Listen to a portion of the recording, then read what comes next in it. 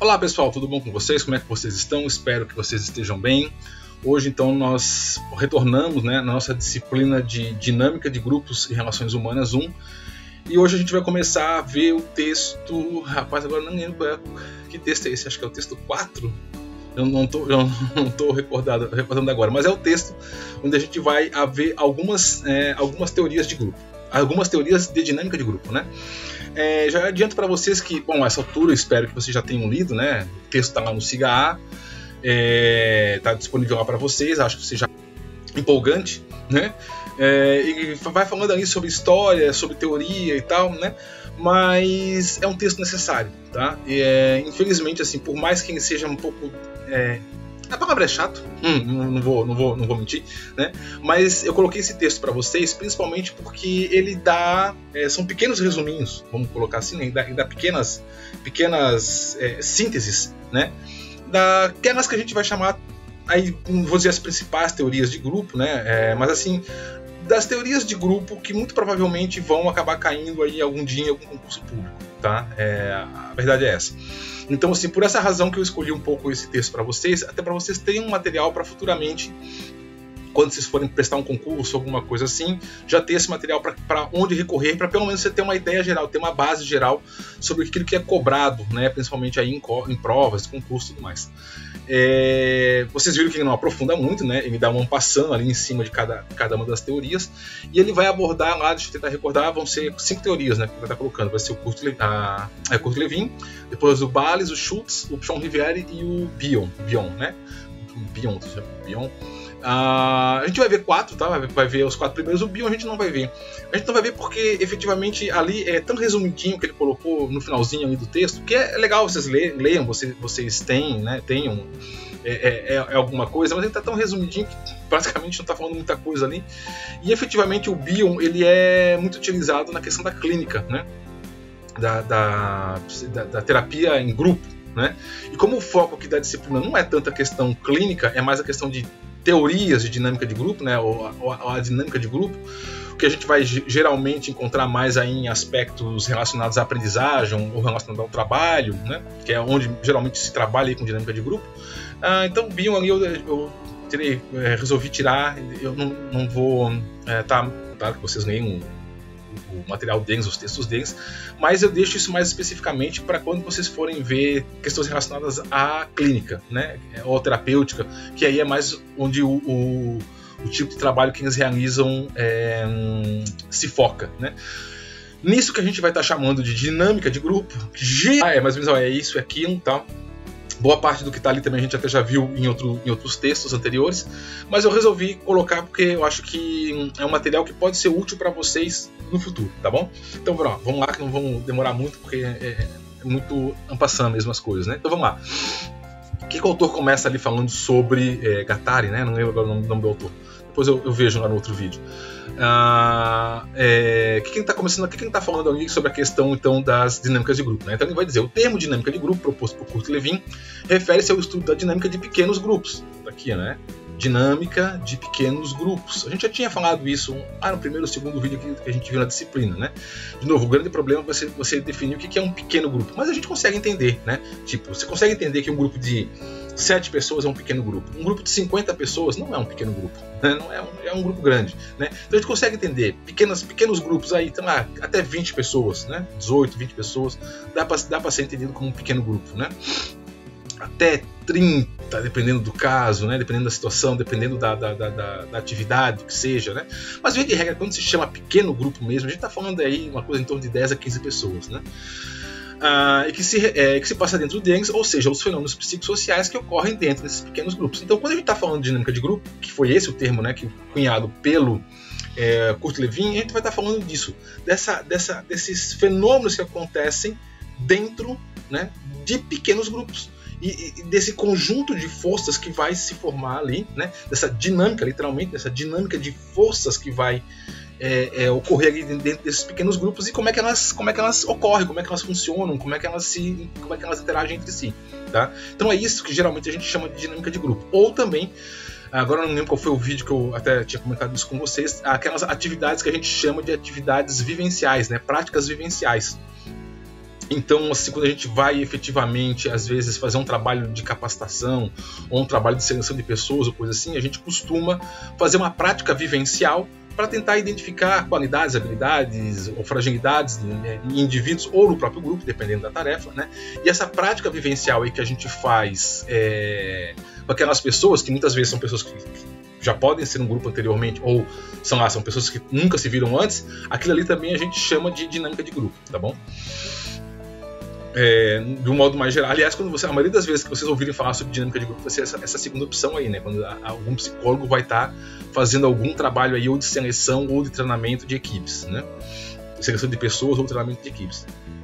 Esse termo se refere, então, né, a dois aspectos principais: o conhecimento dos fenômenos específicos que ocorrem nos pequenos grupos, né, bem como a dinâmica que ocorre como ocorrem, né, esses fenômenos, não desses, né? Era isso que eu tinha falado antes, né? Então, quando a gente vai falar de dinâmica de grupo, é isso. Basicamente, é o conhecimento, né, dos fenômenos que ocorrem no pequeno grupo e de como essa dinâmica desses fenômenos ocorre. Basicamente, é isso daí, tá? Da diversidade das teorias existentes que explicam os fenômenos grupais, destaca-se aí, né, o caso da teoria de campo do Kurt Lewin, a teoria interacional, né, a teoria de interacionais, né, a teoria interacional de Robert Bales, a teoria das necessidades interpessoais de Schultz é a teoria dos grupos operativos de Pichon-Rivière. Tá? E aí, como eu coloquei também está ali no texto, né, a teoria das suposições básicas de Pion, mas que a gente não vai ver aqui não vai trabalhar aqui nesse texto, nem nos vídeos, nem nada, tá? Gente, só para vocês entenderem, foi aquilo que eu já tinha falado para vocês anteriormente. Teoria de grupo tem de rodo, né? Vamos dizer assim. A gente já viu Sartre, né? Tem o próprio Freud, as teorias psicanalíticas, não é só Freud, né? Como eu acabei de citar aí para vocês o Zimmermann e o Osório. Então, assim, existem Fala Moscovici, o pessoal lá da psicologia social. Então, teoria de grupo tem muita, tá? Agora sim, quando a gente fala de dinâmica de grupo, e aí voltando para o que eu tinha colocando antes, por exemplo, num concurso, numa prova pública, quando se fala de dinâmica de grupo, geralmente se fala disso aqui, ó. Kurt Lewin, já tinha apontado isso para vocês antes, né? Oh meu Deus, não tá passando. Kurt Lewin e Pichon-Rivière, tá? Então, se eu fosse dizer para vocês assim, olha, o que vocês basicamente precisam saber mesmo amanhã depois para, por exemplo, prestar um concurso público, uma prova, é Kurt Lewin e Pichon-Rivière. Claro, Schultz ali também ajuda bastante, tá? Pion, um pouquinho, dependendo do qual concurso, se for para um analista administrativo, sei lá, um cargo de analista em qualquer entidade pública, aí não vai, a não ser que seja para a parte de clínica, que aí pode perguntar, mas se for só para a parte a parte organizacional, nunca vai ser visto, né? Então, basicamente, o que vocês têm que conhecer é Kurt Lewin e Pichon-Rivière. Agora, se a gente for falar assim, para a vida prática de vocês, enquanto psicólogos, mesmo amanhã depois, vocês vão trabalhar numa escola, numa empresa, o que você vai usar na prática mesmo é isso aqui, ó, Pichon-Rivière, tá? na prática, o que todo mundo acaba fazendo, o que todo mundo acaba usando é o Pichon-Rivière, os famosos grupos operativos do Pichon-Rivière. Então, só para vocês entenderem melhor, teoria dinâmica de grupo, existem várias.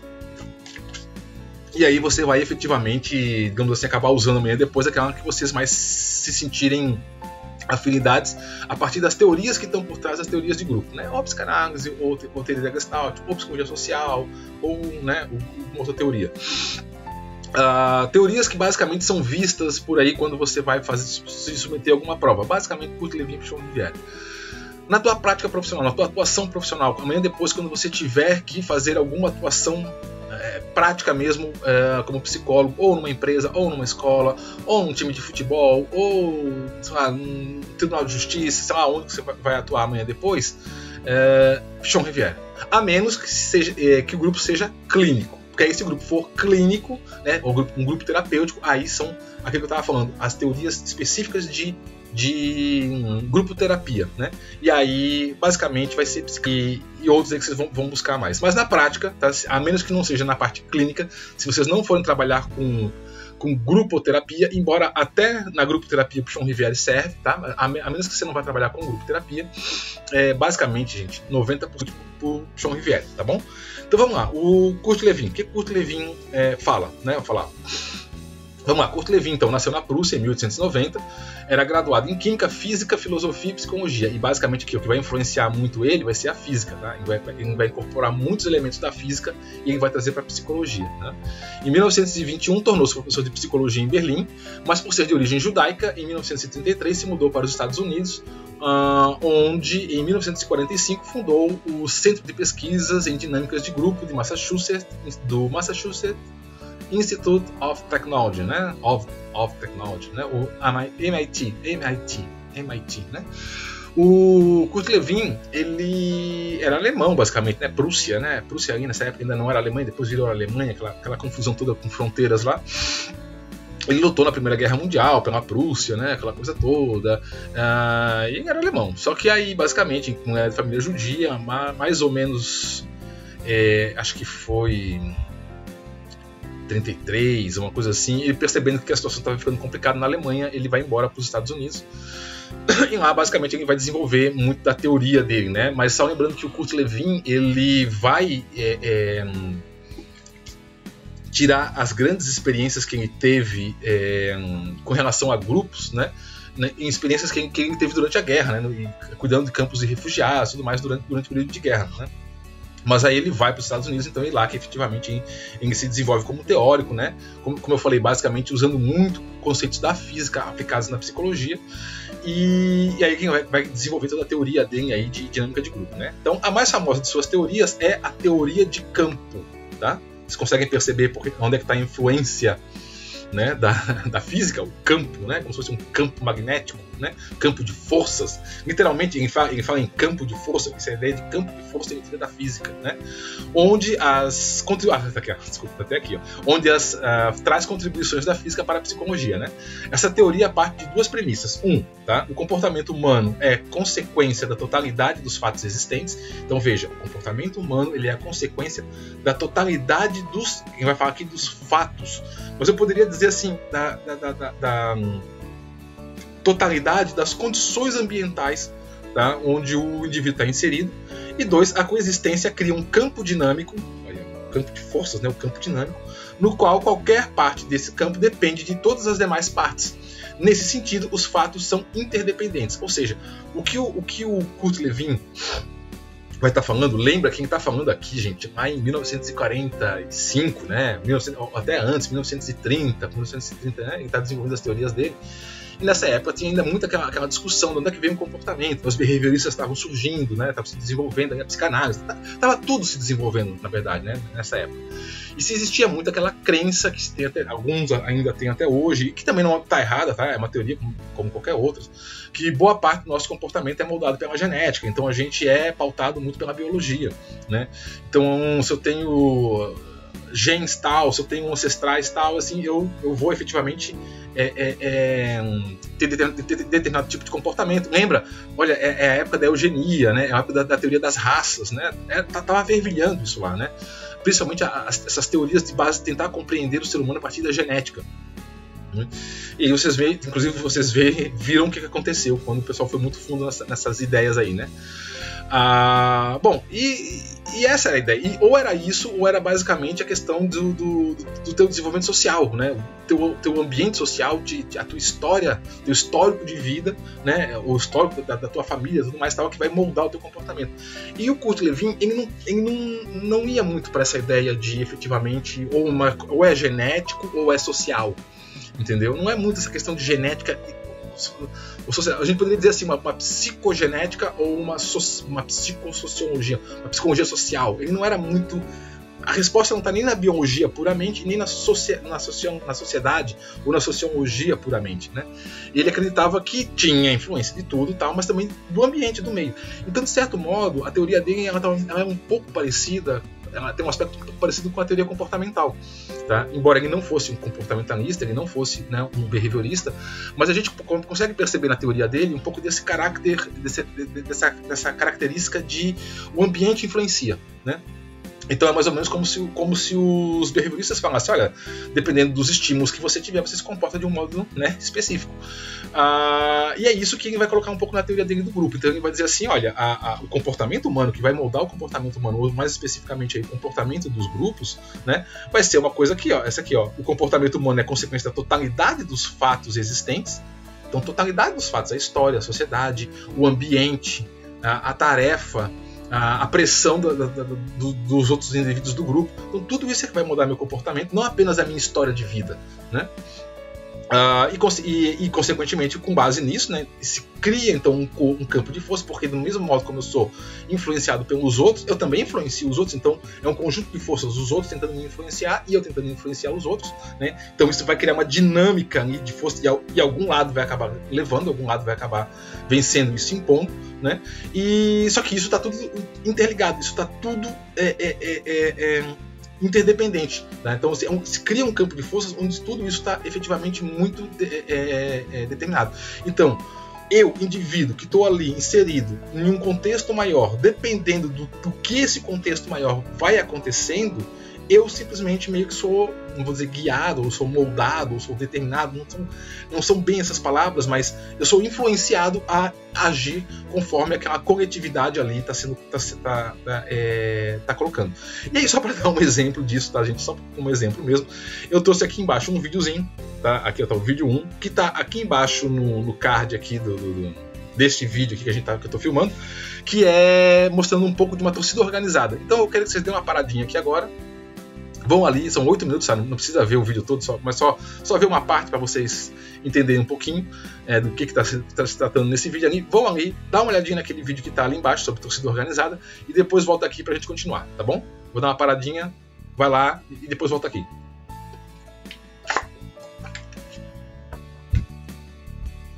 E aí, viram? Né? Vai Corinthians, né? O que é aquilo ali, gente? Aquilo ali é exatamente isso aqui, ó. E isso aqui, ó, o tal do campo dinâmico, tá? Que o Kurt Lewin fala, é aquele conjunto de forças ali. Não sei se vocês viram, vocês viram, vocês acabaram de ver, né? Mas não sei se vocês perceberam, tipo assim, com aquele grupo de torcedores organizados, era como se fosse um organismo vivo, né? Como se fosse uma coisa só, uma coisa única ali, uma massa, né? E qualquer indivíduo que está inserido ali naquele meio, naquele contexto, ou até quem não está ali, quem estava filmando, quem está de fora, a gente acaba sendo envolvido. Aquilo tudo ali é isso que é isso aqui, ó, é o campo de forças, tá? Que o Kurt Lewin falava. Veja, eu sou influenciado por aquela massa, por aquele contexto, por aquele ambiente, por aquela coisa. E quando eu menos vejo, se eu estivesse lá, por exemplo, né, no estádio de futebol, quando eu menos vejo, eu já estava lá gritando, vai Corinthians, mas por quê? Porque você acaba sendo influenciado ou até, né, empurrado, vamos usar essa palavra, para agir conforme aquela dinâmica de forças que está acontecendo ali, tá? Então esse conjunto aqui, dessa totalidade, e vocês veem que aquela totalidade depois ela acaba se tornando uma unidade, né? Que é uma unidade ali, até com coreografias, depois aquela coisa certinha ali, é essa unidade do grupo que o Kurt Lewin falava, que ela é conseguida a partir então dessa dinâmica aqui, e que é interdependente, né? Veja que todos os indivíduos estão falando igual ali, mas também assim, precisa do campo dinâmico atual e presente, né? Vamos pegar aquele exemplo ali da torcida organizada. Muito provavelmente, não sei lá, não conheço a história de todo mundo, mas tem pessoas que estavam ali naquele meio ali que, sei lá, pela sua história de vida, pela sua criação, de repente uma criação muito religiosa, tal, não fala palavrão no dia a dia, né? Não usa palavras de baixo calão, palavras chulas, tal. Uma pessoa um pouco mais que a mãe foi mais exigente ali na criação, tal, e a pessoa não usa um certo palavreado. Mas ali no meio, ali na hora, todo mundo, aquela galera, aquela pressão toda ali, veja, o comportamento ele é mais influenciado pelo campo dinâmico atual e presente que o indivíduo está, do que de repente pela história de vida, ou seja, pela criação que ele teve. Por isso que você vai entender, por isso que você vai perceber porque que pessoas que, eu já dei esse exemplo antes, né, que muitas vezes o cara é um bom pai de família, paga suas contas, ele trabalha de segunda a sexta, sai de manhã às 6 da manhã para trabalhar, volta às 8 da noite, tal, e sabe, faz tudo certinho, tudo dentro da regra, e de repente ele está lá no jogo de futebol, no final de semana, e tem uma briga, ele pega um tacape para dar uma porrada na cabeça do outro e mata, e vira um assassino. Por quê? Aí você pergunta, por que alguém que efetivamente no seu dia a dia não é uma pessoa agressiva, não é uma pessoa violenta, no meio lá ele de repente aquilo sai, aquilo solta e a pessoa vai lá e comete de repente um ato criminoso, alguma coisa assim. Kurt Lewin vai explicar isso, porque ele vai dizer assim, olha, o campo dinâmico de forças atual é mais forte do que a história de vida da pessoa, né? Então, por mais que ele tenha sido criado, por mais que ele tenha sido, vou usar agora um termo aqui behaviorista, tá? Por mais que ele tenha sido condicionado, né, a ter um tipo de comportamento, na hora que o campo muda, na hora que o campo de forças muda, a pessoa reage ao campo, né? E ela começa a se comportar de acordo com o que o campo se comporta. Daí, de certo modo, tá, gente, vocês já devem... Bom, um pouco das críticas que eu tenho à questão de grupos, né, é porque o que o grupo acaba proporcionalizando é isso, e acaba proporcionalizando ou criando, né, que o indivíduo acabe se alienando no grupo, e eu acho isso muito perigoso porque ao longo da história a gente viu muitas situações onde isso deu problemas sérios, né, pessoas que acabam indo muito pro grupo e acabam esquecendo que ela é um indivíduo, né? E eu acho que, por exemplo, a psicologia ela também acabou cometendo um pouco desse erro. Uma coisa é você estudar os grupos, outra coisa é você conhecer grupos, conhecer sua dinâmica, saber como é que eles funcionam. Outra coisa é você incentivar as pessoas a anularem a sua personalidade para efetivamente serem massas de um grupo. Eu acho isso complicado, eu acho isso perigoso, tá? Porque muitas vezes o indivíduo, que é uma pessoa que tem um histórico de vida, que tem, né, uma série de condicionamentos, mas ali no meio, na hora da galera, todo mundo na turba, a pessoa se comporta de acordo com o que a turba manda, né? E aí, por isso que vocês vão entender porque que pessoas muito boas, pessoas muito, sabe, que, volta a dizer, pagam seus impostos, que fazem tudo certinho e tal, um belo dia tá lá no meio de uma turba e alguém grita lixa, mata, o cara faz, né? Por quê? Porque aqui, ó, né? Os psicanalistas, eu já falei isso para vocês em algum vídeo aí, os psicanalistas diriam, né, ocorre uma diluição do superego individual, né, num superego coletivo. O indivíduo ele não se vê como um, ele se vê como todos, e, né, e aí se todos estão fazendo, eu faço também. Isso tem aspectos positivos, isso tem aspectos negativos, tá? Eu não estou querendo guerra, eu não, né? Então, assim, o soldado, quando ele está lá no combate, e eu quero que o soldado esteja lá para lutar, para me proteger, né? Espero que ele esteja lá cumprindo o trabalho social dele, vamos usar esse termo, né? O que acontece lá é isso, ele não pensa nele, ele pensa no coletivo, ele pensa no grupo, né? Por isso que ele vai lá e se arrisca, por isso que ele vai lá e se mata. Porque aqui, ó, o campo dinâmico atual, presente, é mais forte, até mesmo do que da biologia. Olha como isso é forte, né? Porque se eu for biologicamente pensar, um soldado lá no campo de batalha, na frente mesmo, lá, né, no fuzil lá na linha, no front, se eu for pensar biologicamente, a coisa mais inteligente é fazer eu largar esse fuzil aí e sair correndo, porque eu salvo a minha vida, né? Mas como, né, o contexto aqui, ó, do campo de forças, né, do grupo, ele é mais forte até mesmo que a biologia, eu continuo lá e inclusive eu me arrisco, né, eu me coloco em risco para salvar a vida dos meus companheiros, das pessoas que estão ali dia e noite comigo, passando fome, passando necessidade, passando frio, passando, né, fome ali comigo e tal, e eu vou. Por quê? Porque eu me sinto no grupo, então me sinto no coletivo. Então vejam, tem aspectos positivos e aspectos negativos, esse ato de você se diluir no grupo, tá? A questão é que a minha crítica a isso é que é algo que às vezes, de novo, né, é o bom e o mau uso das coisas, né? É o bom e o mau uso das coisas. Você pode usar isso de uma forma positiva, como você pode usar isso de uma forma negativa. E infelizmente o que a gente tem visto na história da humanidade, as pessoas usando isso de uma forma negativa. Bom, mas enfim, aí é questão da aplicabilidade, né? E não a questão da coisa em si. Mas voltando, então tá aqui, né? Então, para Kurt Lewin, tá? O campo dinâmico atual presente é mais forte do que a própria história do indivíduo, tá? Por isso que ele vai falar aqui, inclusive, de espaço de vida, espaço vital, né? Então, tanto do indivíduo quanto do grupo, tá? O espaço de vida é formado pelo indivíduo, pelo meio psicológico e como esse meio existe para o indivíduo em um determinado momento. Então, para Lewin, é da relação entre esses três elementos, tá? O indivíduo, o meio e como o indivíduo interpreta o meio, como o indivíduo percebe o meio, tá? Que surge o comportamento das pessoas. Então, o Kurt Lewin vai dizer assim, olha, existe uma coisa chamada espaço vital, alguém vai falar. E todo grupo precisa garantir esse espaço vital. E o próprio grupo tem um espaço vital. Mas o que é esse espaço vital? Esse espaço vital é composto por duas coisas, tá? Tem um indivíduo em si, ou seja, porque precisa existir a pessoa até para existir o grupo, precisa existir o meio, né, o ambiente onde aquele indivíduo ali está colocado, e a percepção do indivíduo sobre esse meio. Esses três elementos ali é que vão criar isso que ele vai chamar de espaço vital, ou espaço de vida, né? Como tá aí, espaço, onde é que tá aqui? Espaço de vida, tá aqui, né? O espaço vital, o espaço de vida. E esse espaço vital, o espaço de vida é o que forma esse campo dinâmico, tá? E é isso que vai moldar o comportamento da pessoa. Então é aquilo que a gente acabou de ver ali na torcida organizada. Tem os indivíduos, tem o meio, né? Que é aqui todo mundo gritando lá, todo mundo com a mesma camisa, todo mundo pulando na arquibancada, todo mundo cantando grito de guerra lá, tal. E tem a percepção do indivíduo sobre isso. Eu que estou ali, vejo aquilo tudo, nossa, como a gente é fodão, como a gente é isso, pronto. Criei um espaço de vida, criei uma identidade, né? Criei uma racionalidade minha aqui em relação a essa galera, essa turma. Bom, então agora o que eles fizerem eu faço também. Então aqui é que vai surgir o que molda o comportamento do indivíduo, tá? Então, para Kurt Lewin, o que vai mudar o comportamento não é a história do indivíduo, como diria lá o pessoal da psicologia social, não é a biologia, como diria lá o pessoal das correntes biológicas, não é o condicionamento puro e simples dos behavioristas, mas é esse conjunto de forças, né? Essa dinâmica de forças que vai mudar ali. Então vamos lá.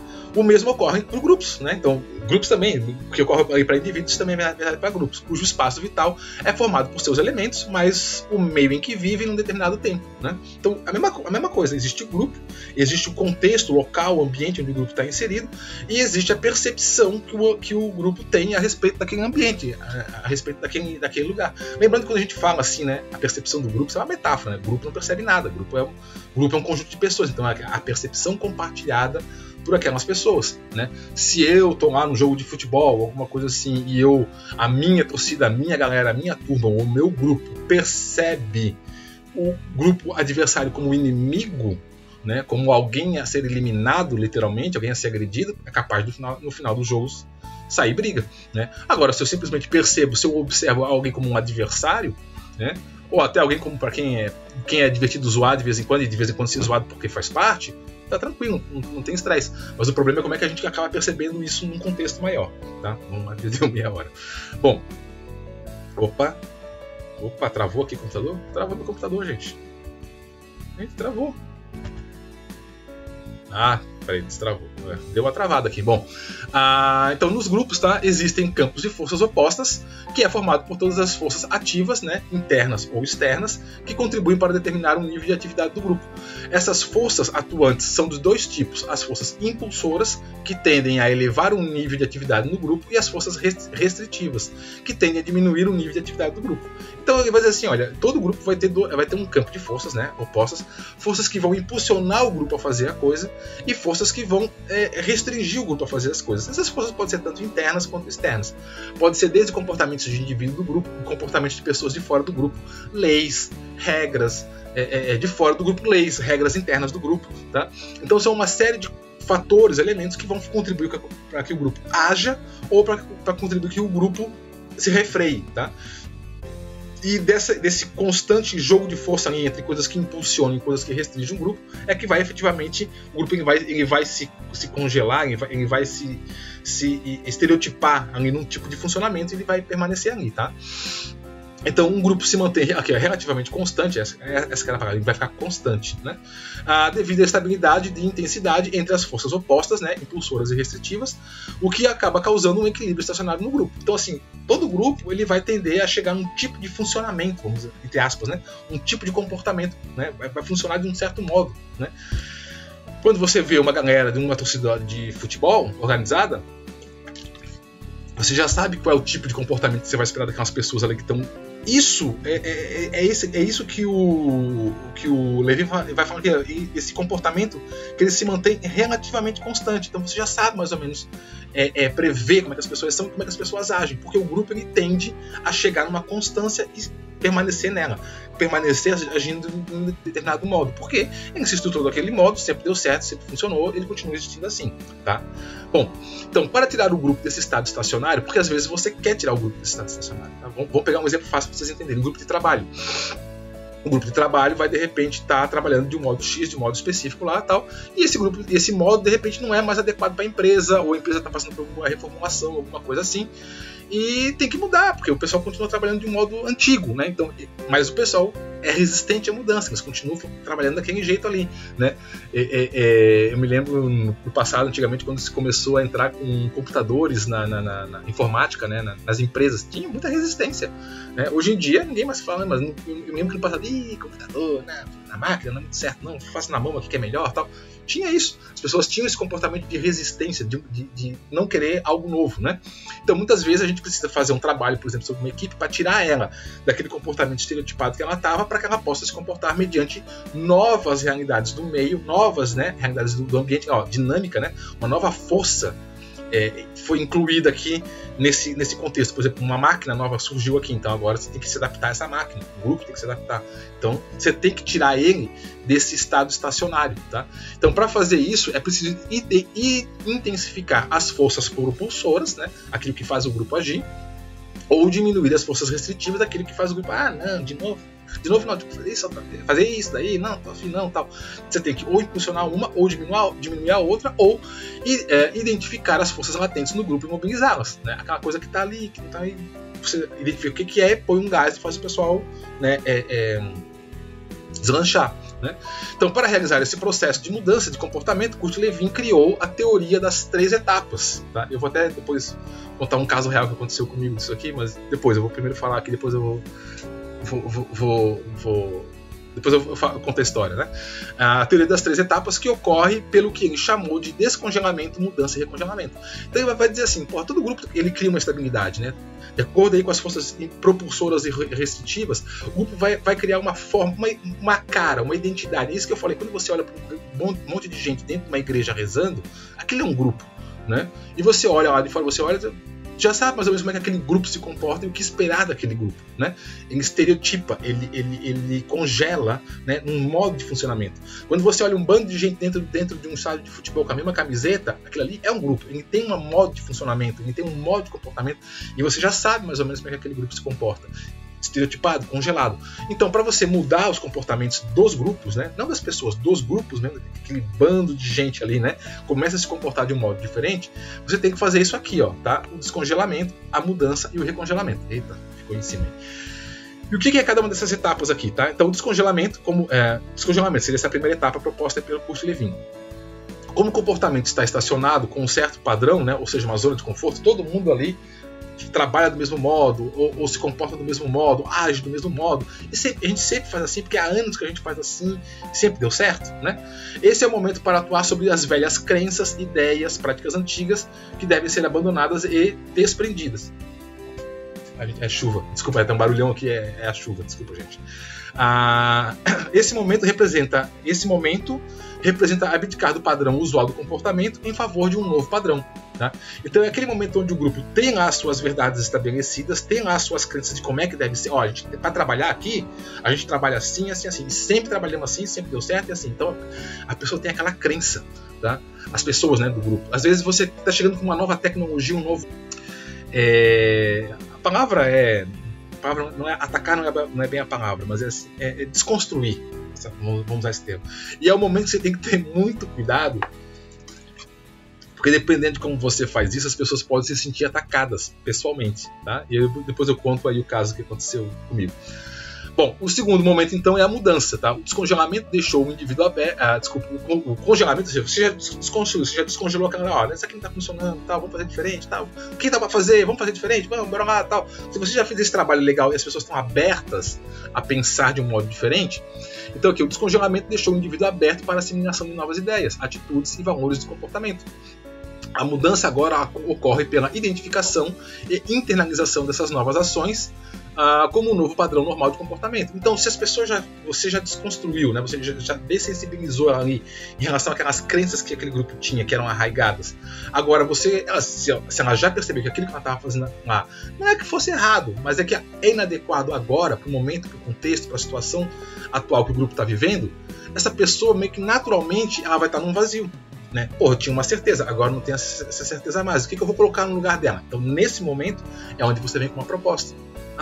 Então a gente fazia assim, que tal se a gente fizer assado? Se a gente fizer de outro modo? E aí é esse momento aqui da mudança. É onde a pessoa que está aberta, já que a certeza que ela tinha não existe mais, agora ela está no vazio, ela vai estar aberta a receber uma uma nova ideia, né? um novo modo de agir, de pensar, de ser. E aí é onde você introduz a nova ideia, introduz um novo comportamento, introduz um novo conceito, ou que seja que você queira trabalhar ali, e ela vai estar aberta, vai estar receptiva a essa mudança, né? Então seria a fase da mudança. E aí, para finalizar, o congelamento. Por que o congelamento? Você precisa congelar de novo? A pessoa num comportamento estereotipado? Sim, precisa.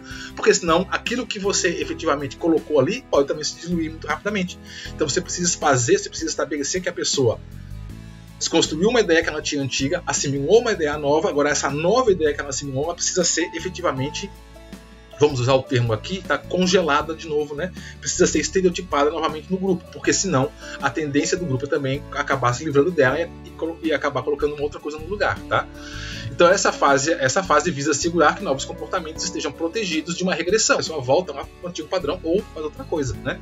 É a etapa final em que novas condutas precisam ser congruentes com o ambiente de aprendizagem.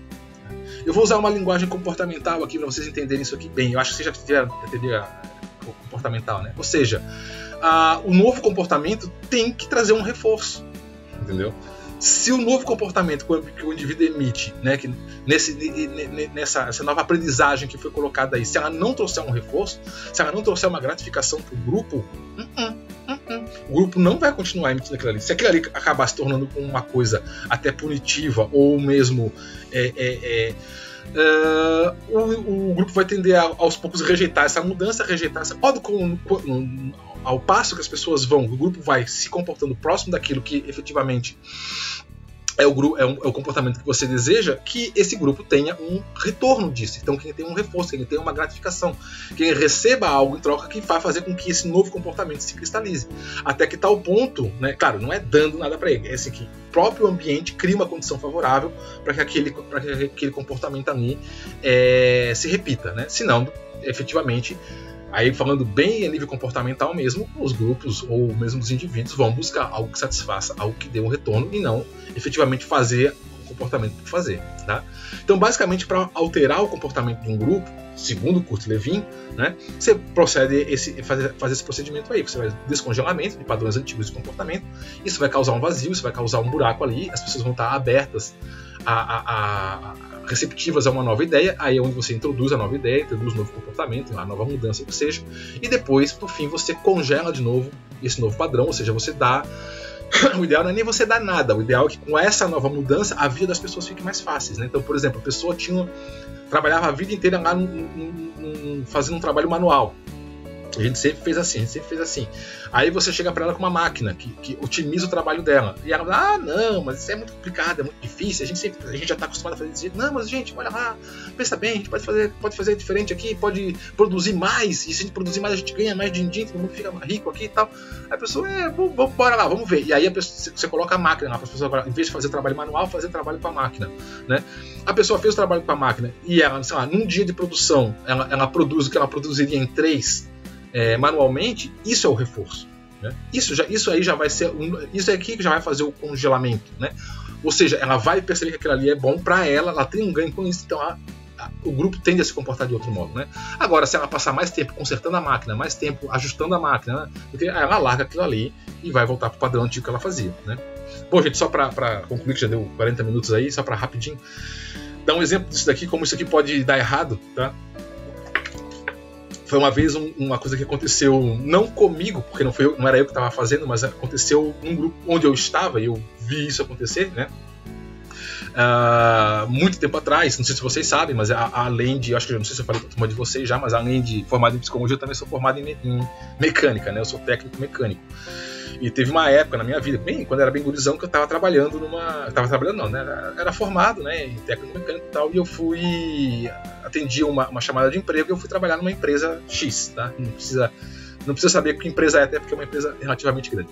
E o que era esse emprego aí? Na verdade era o seguinte, era um engenheiro, que na época ele estava trabalhando lá na parte de sistema de produção da empresa, e ele estava implantando o sistema de qualidade total, que hoje em dia, não sei se vocês conhecem já, mas hoje em dia é uma coisa já que está boa parte das empresas tem, mas naquela época era novidade ainda. Ele estava trabalhando com a certificação para implantar uma certificação chamada ISO 9001, né? Que é um sistema de qualidade total. Então, ou seja, o produto tinha que sair da fábrica sem falha. Não liga, não funciona, não sei o que e tal. Né? Ou usava 2, 3 dias e quebrava, né? Houve uma época que era assim, hoje em dia não é mais assim, mas houve uma época que era. E aí, para evitar isso, se tinha uma coisa chamada qualidade total, que era... E aí a empresa recebia essa certificação, que era isso daí, né? ISO 9001. E aí ele estava lá implantando isso e ele estava tendo dificuldade para implantar isso. Né? Ele estava tendo uma certa resistência. É isso aqui, ó, resistência à mudança. Existia um grupo de trabalhadores, um grupo de peão, né? lá na fábrica, era chão de fábrica mesmo, tá? Era peãozada mesmo. E o pessoal estava resistente. Então o que ele fez? Ele resolveu, pensou o seguinte: eu vou falar para o pessoal da direção da empresa e eu vou contratar novos funcionários. Só que eu não vou contratar, isso foi complicado para ele, eu não vou contratar peão, ou seja, o que é o peão? É o cara sem formação específica, é o cara que eu boto ele aqui, treino ele lá na máquina, eu não vou fazer isso, eu vou contratar gente já com nível qualificado, vou contratar técnicos. E aí foi aí que eu entrei, né? Mas a gente botou numa sala e falou, gente, eu vou fazer aqui, eu vou implantar isso 9000, eu preciso de vocês. Por que eu estou contratando vocês? Estou contratando vocês porque eu sei que você já sabe o que é isso. A coisa toda. Beleza, fechou tal. Né? Ele fez um acordo com a gente que para nós estava lindo. Para nós estava maravilhoso. Né? Porra, legal, vamos tocar a empresa, vamos fazer isso. A gente estava empolgadaço. Tudo guri novo, 18, 19 anos, todo mundo querendo trabalhar. Beleza. Só que muito provavelmente, eu não sei porque eu não estava lá antes, né? Muito provavelmente ele não fez um bom trabalho com o grupo que estava lá. Ou seja, com a peãozada, que já estava trabalhando lá. Então o que aconteceu? Imagina você ter um grupo de trabalhadores, chega um engenheiro novo, uma pessoa de fora, e diz assim, agora vamos mudar tudo, vamos implantar um novo sistema de trabalho, um novo sistema de produção. Todo mundo já olha e diz assim, pô, vai vir o cara explorar a gente de novo aqui e tal, não sei o quê. Né? Já não gosta muito. E aí ele começa a dizer que você tem que trabalhar assim e não assado. Até hoje você trabalhava de um jeito, agora ele começa a chegar para você e diz que você tem que trabalhar de outro jeito. Você já não deve ficar muito contente. Aí um belo momento, ele começa a dizer assim, vou contratar outras pessoas para trabalhar aqui para ajudar vocês. E vocês vão treinar eles para que eles efetivamente ajudem vocês. Cara, pensa um pouco. O que você vai pensar numa hora dessa? O que você vai fazer numa hora dessa? Você olha isso e vai dizer assim, esse filho da puta, ele tá pegando esse bando de gurizinho novo aí, quer que a gente treine eles e depois quando o guri estiver bom, o que ele vai fazer? Vai me demitir. Vai me botar na rua. É isso que o cara vai fazer. Não é isso que você pensaria? Né? Então veja, qual foi o erro do cara aqui? Ó? Esse descongelamento aqui, ó, não foi feito de modo adequado. Não foi mostrado para os funcionários que estavam lá na empresa antes o ganho que eles teriam se tivesse um sangue novo, uma gurizada nova lá, um pessoal que era tudo adolescente, 18, 19 anos, não era ninguém com experiência, era todo um monte de moleque. Né? Os caras que estavam lá na empresa estavam lá há 20, 30 anos, 30 não, né, mas uns 20 anos lá na empresa e tal, sabia, conhecia, entendia a máquina pelo ouvido, o cara, a máquina começava a fazer, é tal coisa, o cara tinha manha, né? Imagina que alguém que saiu, acabou de sair da escola vai ter essa manha? Claro que não. Mas aos olhos do pessoal que estava lá, esse novo grupo, que era pequeno, era uma ameaça. Eram as pessoas que iam tirar o emprego deles. Bom, resumindo a história, o que aconteceu? O que aconteceu é que a gente foi super maltratado, né? Óbvio. Ninguém ajudava a gente em nada. Os caras, tipo assim, botavam a gente lá e tipo, você se vira aí, não é tu que vai cuidar da máquina? Cuida da máquina aí, se vira e tal. Né? Então não tinha aquela parceria. O que acabou acontecendo foi que se formou dois grupos. Em vez de ter um grupo só trabalhando, se formou um grupo novo que caiu de paraquedas num processo que não entendeu o que estava acontecendo, e um grupo antigo se sentindo ameaçado, querendo jogar esse grupo novo para fora. Adivinha o que aconteceu? 6 meses depois todo mundo foi demitido, inclusive eu. Né? Foi todo mundo, até o engenheiro. Foi todo mundo. A empresa foi demitida em volta do zero de novo. Por quê? O que aconteceu de errado ali? O que aconteceu de errado foi isso aqui, ó. Quer dizer, muito provavelmente foi aqui, ó. Eles não fez um bom processo de descongelamento. E por que eu sei que ele não fez um bom processo de descongelamento? Simples, a gente foi mal recebido, né? A gente, digo, a gurizada nova que estava entrando lá, né? O pessoal antigo da fábrica, lá, o pessoal que trabalhava, simplesmente não ensinava a gente. Ou ensinava assim, tipo, não ensinava errado, porque sabia que se ensinasse errado a gente ia reclamar, e aí o cara ia né, tomar uma dura lá do chefe. Mas ele simplesmente dizia, a máquina é aqui, assim, aperta aqui, faz ali, vai, tá contigo aí, boa sorte. E aí você acaba, deu errado, porra, deu errado lá, faz tal coisa. O cara não ia lá, entendeu? Você percebe que a pessoa não quer te ajudar, a pessoa não tá ali pra te dar uma força. Né? Na hora de comer, você ficava lá isolado num canto, ninguém te chamava pra comer junto. Era bem ou seja, você percebe que aquelas pessoas não te querem lá, né? Você acaba ficando amigo de um, de outro, né? Você vai se entrosando, mas no grosso, né? No grosso, o que aconteceu foi que a gente foi defenestrado. Então o que aconteceu? Não ocorreu a mudança, ó, barrou ali. Por que barrou? Barrou muito provavelmente porque aquele engenheiro estava muito, e eu lembro muito bem dele, né? Não vou nem falar o nome dele, porque lembro do nome dele até hoje. Muito ansioso, ele vivia assim, ele não dormia, cara, ele tomava café, porque era uma empresa grande, tá? Eu não vou dar o nome da empresa, é uma empresa muito grande, era muita pressão, eu entendo até o engenheiro, era muita pressão em cima dele, ele tinha que implantar um processo completamente novo, ele tinha que mudar toda uma estrutura de uma planta industrial, e não é assim, entendeu? Ele tava com muita pressão em cima dele, ele tava sozinho, e, cara, ele vivia ansioso, assim, ele vivia, sabe, assim, nossa, tinha até dó do cara. Mas, enfim, né, muito provavelmente ele meteu o pé nas mãos, né? Um erro, talvez, da empresa aí, ter tentado fazer uma mudança de produção, na linha de produção, apenas com o engenheiro. Não era apenas uma mudança de produção, era uma mudança de comportamento. Aqui, ó, era uma mudança de comportamento. Você tinha que mudar todo um comportamento de pessoas que estavam há 20 anos agindo do mesmo modo. E agora, de uma hora para outra, você diz assim, galera, o negócio é o seguinte, ou a gente começa a produzir sem ter refúgio, ou a gente começa a produzir sem ter problema, ou vai vir uma outra empresa aí e vai levar a gente vai todo mundo perder o emprego, vamos se abraçar. Efetivamente, depois, todo mundo que entrou foi colocado para fora, né? Enfim, histórias, né? É engraçado que depois, muitos anos depois, eu voltei para essa mesma empresa, fui trabalhar de novo lá, só que num outro setor, né? E é engraçado que eu já conhecia um pouco da empresa, mas enfim. Só um exemplo, tá? Então vamos lá. Então é claro, tá? Para Kurt Lewin, esse processo só será bem sucedido se ocorrer como uma atividade do grupo, né? Então toda essa mudança aqui, ó, o grupo todo tem que topar, não um outro indivíduo, tá? Senão não acontece, né? Pois somente as mudanças nos comportamentos individuais não proporcionarão a sustentação necessária. É isso que eu estava falando, né? Um ou outro indivíduo lá topando fazer a coisa não funciona. Ou uma grande massa crítica faz, ou efetivamente não acontece. Tá bom, gente? Então, por hora, a gente fica por aqui. Isso aqui é um geral aqui sobre Kurt Lewin, né? E aí, qualquer dúvida a mais, a gente tira depois do nosso encontro 5, tá bom? Vamos pro próximo vídeo agora. E aí, no próximo vídeo, a gente vai começar a falar sobre acho que é sobre o Bales, né? Tá bom? Então, a gente se vê no próximo vídeo. Até mais. Tchau!